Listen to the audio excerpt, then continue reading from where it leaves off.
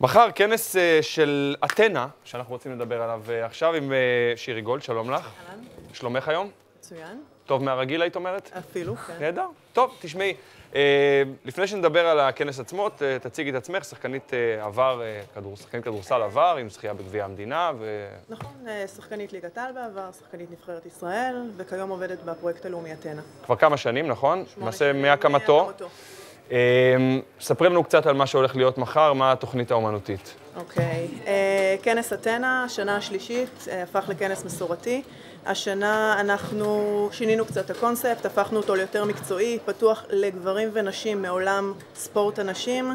יהיו 3 מושבים, אנחנו מתחילות ממליאה ראשית, ואחר כך פיצול ל3 מושבים, אחד במנהיגות נשים, אחד של ספורט הישגי למאמנים ומאמנות של ספורטאיות עילית, ואחד בתחום של פיתוח תשתיות, כי אנחנו נמצאות גם בשטח ברשויות. אז מושב נוסף. מי האנשים שיתלו חלק באירוע הזה?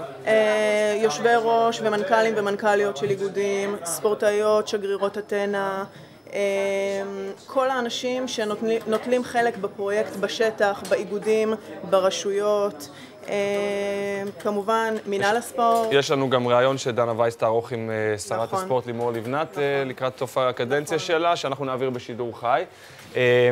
עכשיו, יש כל מיני פרויקטים שקורים כל הזמן, מן הסתם תרחיבי מיד. קודם כל, ספרי לנו על ידיעה שהתפרסמה גם אצלנו באתר לאחרונה, על פרויקט המנטורינג הזה של ליגת העל לנשים בכדורסל. חלק מתחום של מנהיגות נשים באתנה, שיתוף פעולה ביחד עם מנהלת ליגת העל לנשים, בכדורסל כמובן, כל קבוצת ליגת העל תורמת במרכאות כפולות 2 עד 3 ספורטאיות מהקבוצה, שבעצם חונכות 2 עד 3 כדורסלניות צעירות ממחלקת הנערות. אנחנו מדברים על שי דורון שמשתתפת, נעמה שפיר. כל הבחירות. ליד סואץ, כמובן. שכבר לא משחקת, נכון? היא משחקת. היא לא משחקת בנבחרת, נכון. אוקיי, ובעצם זה מה? זה סוג של, לא יודע מה, שאיבה מהריאליטי, כמו The Voice כזה? אפשר לומר, אבל אם אנחנו מדברים בשפת הספורט, אז אנחנו מדברות על מודלים לחיקוי, שימור הנערות האלה במערכת, לאור השיחות שהם יערכו ביחד עם המנטוריות, הם יבינו שאותם קשיים עברו גם הספורטאיות הבכירות, ויבינו איך אפשר להתגבר עליהם. גם ההורים יהיו בתוך הסיפור הזה, ההורים של הנערות, כי ההורים הם חלק מאוד משמעותי בקריירה של הנער. באיזה נגיד תדירות המפגשים האלה אמורים להיערך? התדירות היא לא גבוהה, והם גם נערכים במגרש עצמו. המפגש הוא בין חצי שעה ל-45 דקות, עד 2 מפגשים בחודש, לא יותר מדי אינטנסיבי, לא לנערה ולא לשחקנית בליגת העל, שהלוז שלה צפוף. החיבור בין קבוצת הנערות באגודה לקבוצת הבוגרות באגודה הוא מאוד מאוד חשוב.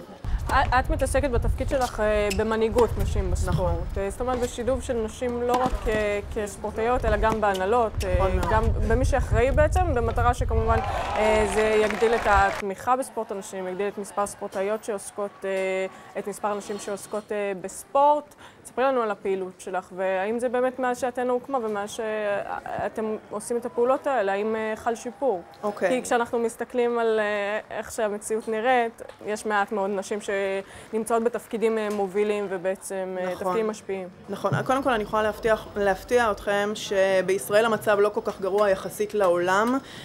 סתם לשם הדוגמה, מאמנות בעולם ובארץ, בסגל האולימפי של לונדון 2012, מדינה שדומה לישראל, נגיד דנמרק, אני מדברת בכמות של אוכלוסייה וכדומה, דנמרק 35 מאמנים גברים ו2 מאמנות נשים. כן, אבל את יודעת שבספורט המקצועני המצב שלנו הוא די גרוע. אין מאמנות על הפרק בכלל, לא בליגת העל בכדורגל ולא בליגת העל בכדורסל, ליגה שנייה גם לא. כך ששם אנחנו שנות אור ודור מאחורי כולם. אבל לא יהיו מאמנות אם לא נשבור את החסמים שיש בחברה הישראלית, ולשם אתנה רוצה להיכנס לשינוי החברתי, וזה... אני אגיד לך משהו, אמר לי פעם ספורטאי, אפילו חדר הלבשה זה דבר טריקי אם יש לי מאמנת. איך תתמודדים? זה הרי... זה דברים מאוד פתירים. איך? דופקים בדלת ושואלים אם כולם לבושים, זה לא כזה סיפור. זה לא יוצר אבל זה אי נעימות כזאת. אולי אפילו מעבר לספורט זאת תהיה הבעיה שלנו. למה בספורט הנשים אין מאמנות? אם נגיד יש את המחסומים האלה, שאפשר להתגבר עליהם. נכון, זו שאלה, ומה שהתחלתי להגיד, ולא שאנחנו מתנחמים בזה או מתנחמות בזה, אבל בעולם יש את אותה בעיה, ואנחנו רוצות לפרוץ את זה ולהתקדם בנושא הזה. באתנה יש מלגות אתנה למדריכות ומאמנות. יש לנו פורום לחברות הנהלות באיגודי הספורט כדי לתת להם את הכלים איך לשבת סביב שולחן שבו יש גברים, רק גברים בהנהלות של האיגודים. יש לנו את שגרירות אתנה, ספורטאיות העילית של ישראל שיוצאות לשטח כדי לשבור את החסמים שקיימים. יש לנו כנסים, כמו מחר כמובן. אם עכשיו אנחנו בעניינים של שריונים בעקבות הבחירות, מנסים לעשות דבר כזה, או שיש דבר כזה, שריונים לתפקידים, לנשים בתפקידים בהנהלות של איגודים, בהנהלות של אגודות? לא הייתי קוראת לזה שריונים, יש תקנה של מינהל הספורט, והיא אכן מוכיחה את עצמה. בשנת 2011 הייצוג של נשים בהנהלות איגודי הספורט היה 16%, ועכשיו בפתח 2015 אנחנו על 28% נשים בהנהלות האיגודים. זאת אומרת שיש שיפור ויש עדיין גם לאן לצמוח. איך זה משפיע בשטח? למשל על מספר הספורטאיות, על מספר הבנות שעוסקות בספורט, גם לא מקצועני. חברות ההנהלה או פרויקט אתנה את מתכוונת? גם וגם. אוקיי, ברמת חברות ההנהלה, ככל שיש יותר נשים בהנהלות שחושבות באוריינטציה של קידום ספורט נשים, זה משחק לטובת כמובן הילדות והנערות בשטח. כמובן שלא כל אישה שיושבת בהנהלה באמת חושבת על קידום ספורט נשים, ולשם אנחנו רוצות להיכנס ולהעביר את המסר שאישה צריכה גם לחשוב מגדרית איך היא מקדמת את הענף שלה בתחום הנשים. איך אנחנו מבחינת שיעור המשתתפות בכלל בספורט מקצועי בארץ בהשוואה למדינות אחרות? במקום הזה אנחנו במקום מאוד נמוך לעומת המדינות האחרות, וזה נובע כמובן מתרבות ספורט לקויה בארץ, גם בגברים וגם בנשים. אולי גם קצת סטיגמה של בחורות שלא רוצות להיראות גבריות מדי, למשל? זה מתחיל מהחסמים שדיברתי עליהם, זה מתחיל מבית ספר, זה מתחיל עוד מהגן, שהבנים משחקים בחצר והבנות מעודדות אותם, וזה ממשיך לבית ספר שהבנים מקבלים מגרש והבנות לא מקבלות מגרש. זה ממשיך בחוגים אחר הצהריים, שההורים... את עבדת כמה שנים בבתי הספר, נכון? בהתאחדות הספורט לבתי הספר. וזה באמת דברים שאת ראית בעיניים? בהחלט. קודם כל, משרד החינוך, גם באתנה וגם בהתאחדות הספורט לבתי הספר, אנחנו כפופים להנחיות משרד החינוך, ואין להיכנס לבתי הספר, זו כבר בעיה. למרות שבאתנה נמצא פתרון, ויש לנו הפסקה פעילה אתנה, שנכנסים לבתי הספר, וזה גם פתרון, אבל אין שער פתוח לספורט בבתי הספר, וזו בעיה. והיית אומרת גם שנגיד ביום-יום של המאמנות, גם להן יש רגשי נחיתות טבועים?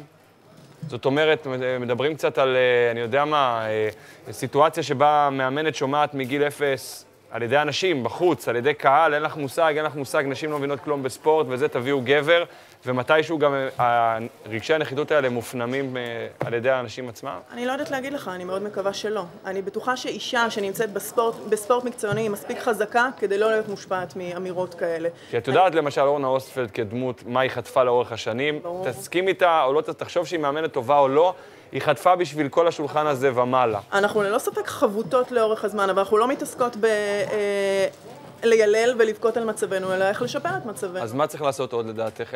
כשאת אומרת להסיר חסמים, איך יש דרך להגיע בכלל לבנות האלה מעבר להפסקות הפעילות? זה מתחיל מההורים, זה מתחיל מהאחים, זה מתחיל מהמורות והמורים. זה שינוי תפיסה במדינת ישראל, זה עבודת שיווק שאנחנו כרגע מתחילות אותה בשטח, דרך ערוץ הספורט, ערוץ הילדים והערוצים הנוספים. להגיע לכמה שיותר בתים עם ילדות ונערות שעוסקות בספורט. אגב, יכול להיות שאני מתקילה אותך פה, אבל שרת הספורט, לימור לבנת, אז זה היה באג'נדה שלה? היא ניסתה לקדם את ספורט הנשים? שרת הספורט יזמה את פרויקט אתנה. זאת אומרת, היא זו שהעבירה החלטת ממשלה להקמת הפרויקט, אז זה ייאמר לזכותה כמובן. כן, את רואה את הקדנציה שלה בעין טובה מאוד? בהחלט. עשתה הרבה מאוד פעולות לקידום ספורט נשים. אוקיי, עכשיו לסיכומו של עניין, קצת אולי ננצל את העובדה שאת גם כדורסלנית עבר, על העניין הזה שבסופו של דבר זה אותם 3-4 מאמנים שמתחלפים, גם בגברים, בלי להעמית בערכם, שזה עוד פעם אתני דגן ועוד פעם אלי רבי, וטל נתן היום הוא בתפקיד יותר ניהולי, ואולי זה טוב כי זה משחרר גם תפקידים של מאמנות, אבל שירה העליון למשל, שהיא מאמנת נהדרת, היא מוח כדורסל, היא די בודדה שם, בטריטוריה הזאת. נכון, זה מחזיר אותנו לתחילת השיחה. אין מספיק מאמנות, אין מספיק נשים שרוצות להשתלב במערכת בדרג הגבוה, ולשם אנחנו בעצם רוצות להשתלב, במקומות האלה בעתינו. טוב, אז יפה, מחר הכנס שלכם, דנה וייס, כמו שאמרנו, ב10:45 מראיינת את לימור לבנת, ומעבר לכך איזשהו כנס שאת רוצה ככה להסב את תשומת ליבנו שכדאי במיוחד לבוא לראות אותו? בהמשך? כן.